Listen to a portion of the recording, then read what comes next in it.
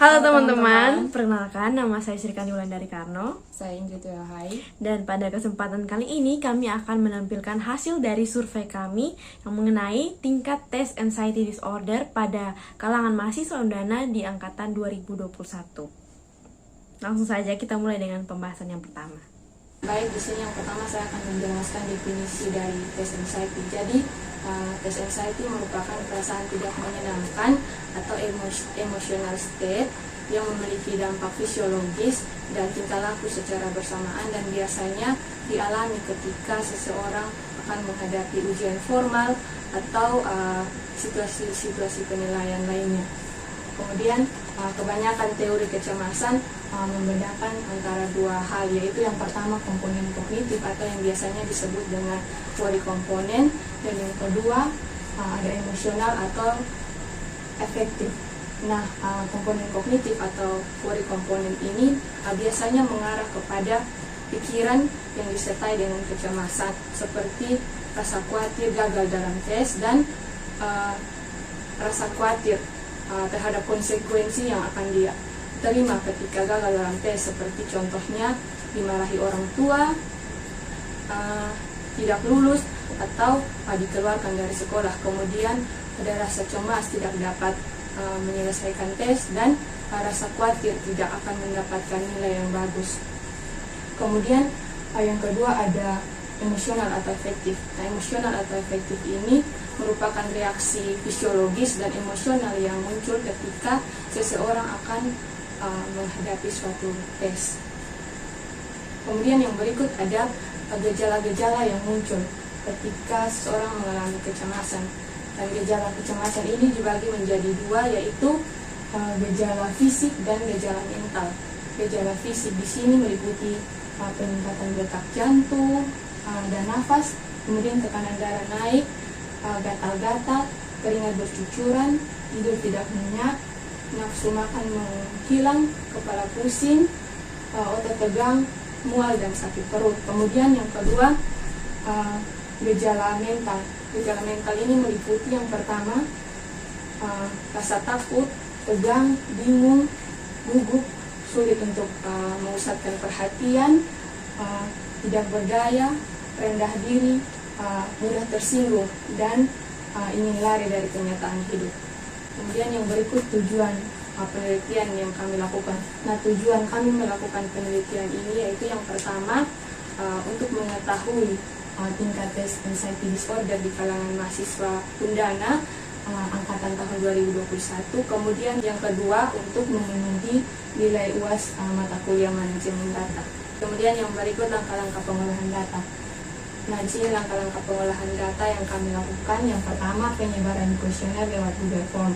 Dan di sini kami menerima atau responden yang mengisi Google Form kami ini totalnya sebanyak 30 responden. Nah, yang berikut ini ada 10 pernyataan yang kami ajukan dalam kuesioner yang kami bagikan tadi. Dan untuk menjawab pernyataan ini kami menggunakan skala Likert. Dimana 1 untuk tidak pernah, 2 untuk kadang-kadang, 3 untuk sering, dan 4 untuk selalu. Kemudian langkah berikut yaitu penginputan data ke Google Spreadsheet. Yang berikut hasil analisis. Nah, di sini yang pertama ada distribusi responden berdasarkan umur. Jadi dari 30 orang responden yang mengisi kuesioner kami menemukan 4 kelompok umur, yaitu kelompok umur 18 tahun, 19 tahun, 20 tahun, dan 22 tahun. Dengan persentase umur 19 tahun sebanyak 60,0%, umur 18 tahun sebanyak 20,0%, umur 20 tahun sebanyak 16,7%, dan umur 22 tahun sebanyak 3,3%. Oke, jadi selanjutnya kita akan melihat hasil analisis distribusi responden pada asal-asal jenis kelamin.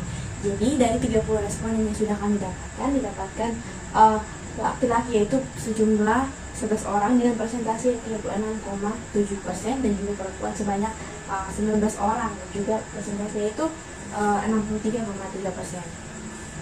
Di sini Selanjutnya ada distribusi responden berdasarkan fakultas. Jadi 30 responden kami itu berdasarkan dari fakultas yang berbeda-beda. Yaitu ada FKM sebanyak 20 orang, ada FST sebanyak 1 orang, dan juga ada FKIP sebanyak 9 orang. Di sini ada hasil analisis jawaban responden berdasarkan skala Likert.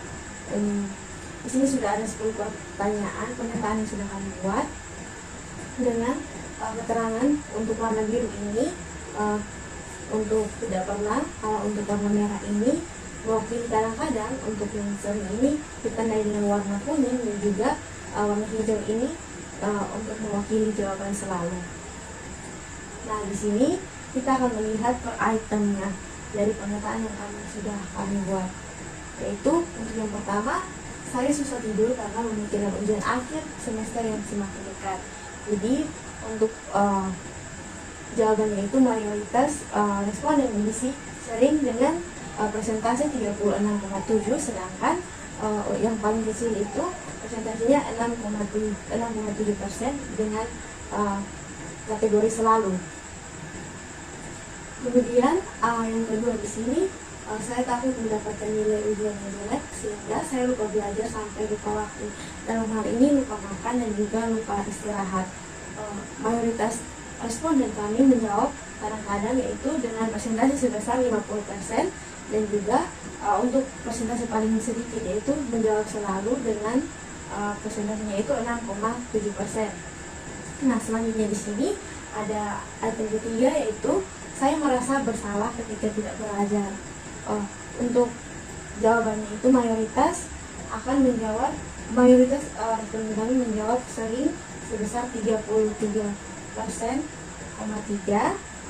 dan juga yang paling sedikit itu menjawab tidak pernah sebanyak 10%. Di sini selanjutnya ada saya bisa memikirkan metode ujian yang akan diberikan oleh dosen. Di sini responden kami menjawab kadang-kadang sebesar 40%, ini merupakan persentase terbesar, dan juga yang paling sedikit itu ada tidak pernah sebanyak 13,3%. Jadi di sini ada item berikutnya, pernyataan yang menyatakan bahwa jantung saya berdebar lebih keras sesaat sebelum ujian. Untuk pernyataan ini mayoritas responden kami itu menjawab sering dengan presentasinya 40%, dan juga yang paling sedikit itu menjawab tidak pernah dengan presentasinya itu 10%. Nah, selanjutnya di sini ada saya sulit berkonsentrasi dalam mengerjakan tugas karena saya memikirkan tentang ujian akhir semester. Di sini responden kami mayoritas menjawab sering, yaitu sebesar 40%, dan juga yang paling sedikit itu menjawab tidak pernah sebesar 10%. Selanjutnya di sini ada saya khawatir mengenai soal ujian yang akan keluar yang juga sulit dijawab.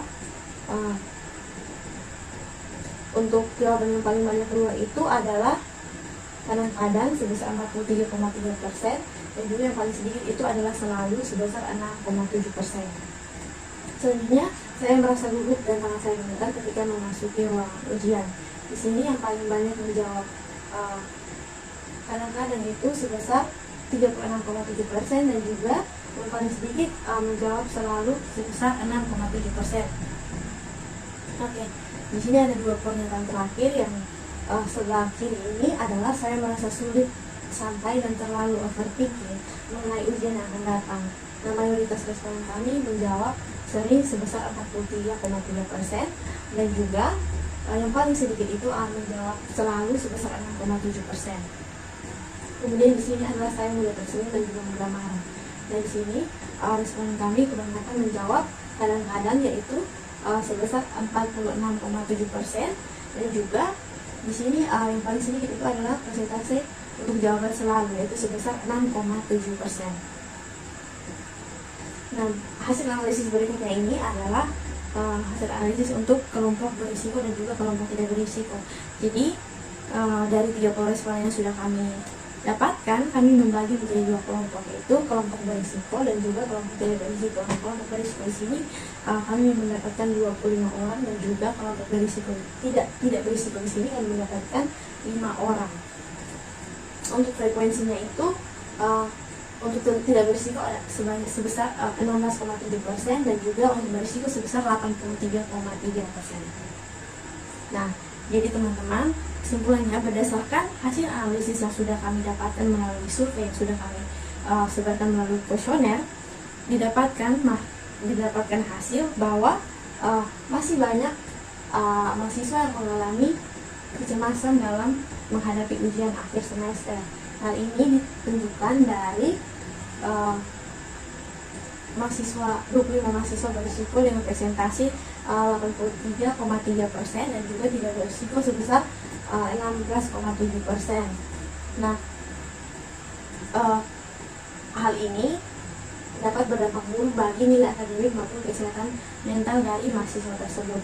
Nah, untuk secara akademik, kecemasan ini dapat berakibat pada kerendahan hingga penolakan terhadap sekolah atau school refusal. Kemudian, sedangkan secara personal ini, kecemasan dapat menyebabkan kerendahan dari siswa, ketergantungan, serta perilaku pasif dalam kehidupan sehari-hari.